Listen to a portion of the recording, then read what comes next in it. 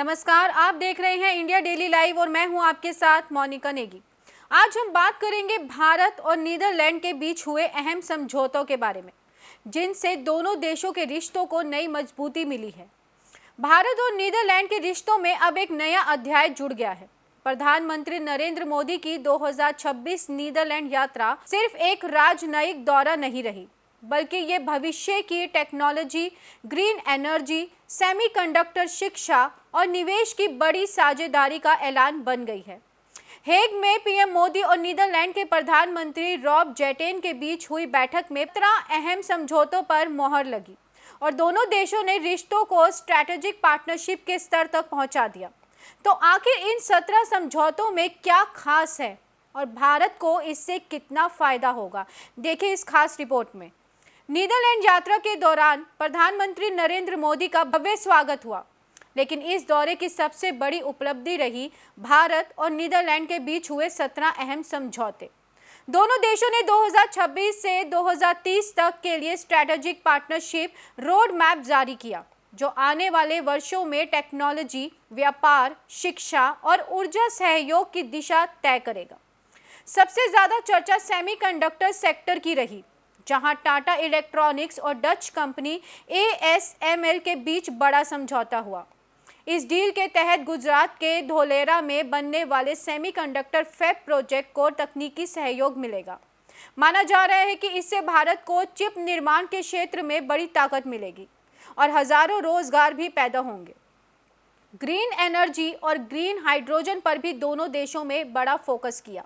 नवीकरणीय ऊर्जा सेक्टर में सहयोग बढ़ाने के लिए जॉइंट वर्किंग ग्रुप बनाने पर सहमति बनी, जबकि एनर्जी ट्रांजिशन प्रोजेक्ट्स पर नीति आयोग और नीदरलैंड के बीच जॉइंट स्टेटमेंट ऑफ इंटेंट जारी हुआ।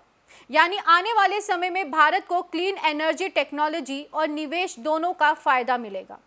जल प्रबंधन के क्षेत्र में भी अहम समझौता हुआ। गुजरात के महत्वाकांक्षी कल्पसर परियोजना के लिए तकनीकी सहयोग पर लेटर ऑफ इंटेंट साइन किया गया। नीदरलैंड दुनिया में वाटर मैनेजमेंट एक्सपर्टीज के लिए माना जाता है। ऐसे में भारत को इससे बड़ी तकनीकी मदद मिलने की उम्मीद जताई जा रही है। कृषि और डेयरी सेक्टर में भी नई साझेदारी बनी। पश्चिम त्रिपुरा में Indo Dutch centre of excellence for flower स्थापित होगा, जबकि बेंगलुरु में डेयरी ट्रेनिंग सेंटर बनाया जाएगा। इसके अलावा पशुपालन और डेयरी सेक्टर में सहयोग बढ़ाने के लिए संयुक्त घोषणा भी हो चुकी है। स्वास्थ्य और शिक्षा के क्षेत्र को भी इस समझौते में खास जगह मिली।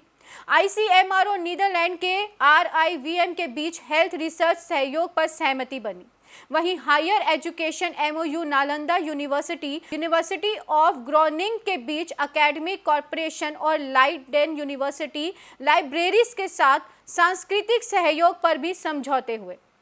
इतना ही नहीं, मोबिलिटी एंड माइग्रेशन एग्रीमेंट के जरिए छात्रों, प्रोफेशनल्स और स्किल्ड वर्कर्स की आवाजाही आसान होगी। क्रिटिकल मिनरल्स, कस्टम कोऑपरेशन और कल्चर एक्सचेंज जैसे क्षेत्रों में भी दोनों देशों के साथ मिलकर काम करने का फैसला लिया गया।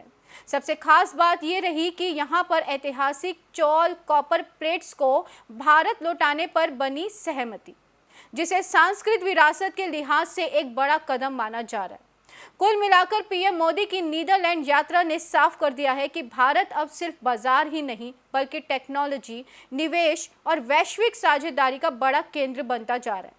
17 समझौतों के जरिए दोनों देशों ने आने वाले दशक के लिए विकास, रोजगार और रणनीतिक सहयोग बनाने का एक नया रोड मैप तैयार किया है। आज के लिए इतना ही, फिर मुलाकात होगी आपसे। देखते रहिए इंडिया डेली लाइव।